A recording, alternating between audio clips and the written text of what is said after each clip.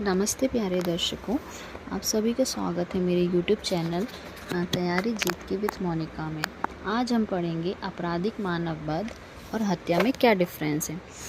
जब भी हम ये दोनों टॉपिक पढ़ते हैं तो हम ये सोचते दोनों सेम है, दोनों में इंटेंशन है, एक्नॉलेजमेंट है, तो इसमें ऐसा क्या डिफरेंस है जो दोनों को अलग बनाता है। तो पहले तो हम ये जान लेंगे, पहले जो हमारा भारतीय नागरिक सुरक्षा संहिता था, अब वो चेंज होकर BNS हो गया है। तो अब उसमें जो सेक्शन है हमारे आपराधिक मानववाद का है 105 एवं हत्या का है धारा 101। ठीक है, तो सबसे पहले हम देखेंगे कि आपराधिक मानववाद में क्या डिफरेंस है। आपराधिक मानववाद में मृत्यु कारित भी होती है, आशय भी है और ज्ञान भी है, और अपराध की गंभीरता भी है। ठीक है, हत्या की व्यापक श्रेणी। वही हम देखते हैं हत्या में आशय स्पष्ट है, ज्ञान स्पष्ट है और अपराध की गंभीरता भी स्पष्ट है, और अपराध किस प्रकृति का कितना गंभीर होगा ये भी स्पष्ट है।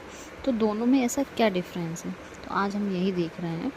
इंटेंशन, तो देखा जाए तो आपराधिक मानववाद में इंटेंशन सबसे कम माना गया है।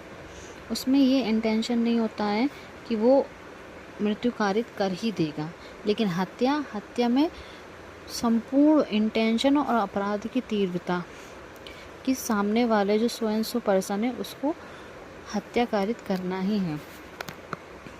हम उदाहरण से समझेंगे इसको, जैसे कि A B को धक्का देकर मारता है, तो उसने उसे सामने से नहीं, डायरेक्टली उस पर्सन पे हमला नहीं किया।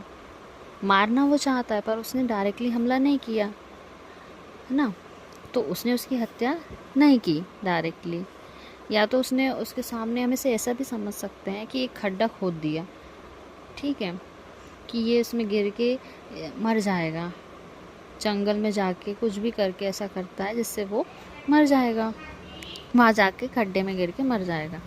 ठीक है, तो वो पर्सन वहाँ जाता है, वो गड्ढे में गिर जाता है, उससे उसकी मृत्यु हो जाती है। ठीक है, तो उसने डायरेक्टली नहीं किया उसको, उसने क्या किया, इनडायरेक्टली किया उसको, तो वो हत्या में काउंट नहीं होगा। इसी तरीके से अगर हम हत्या को देखें तो हत्या में सामने वाला किसी पर्सन को, स्वयं पर्सन को डायरेक्टली मृत्यु कारित करने के इंटेंशन से मारता है कि वो मर ही जाए, है ना, उसमें उसका इनडायरेक्टली कोई इंटेंशन नहीं होता, सिर्फ डायरेक्टली ही। तो दोनों में मेनली हम देखेंगे तो डायरेक्टली इनडायरेक्टली का बहुत महत्वपूर्ण रोल है। तो अगर हमें इस एक फैक्ट को देख लेते हैं तो हमें ये दोनों सेक्शन समझ में आ जाएगा। तो बस मैं आपसे यही कहना चाहूँगी कि अगर चैनल सब्सक्राइब करिए, पसंद आया तो लाइक करिए। Thank you.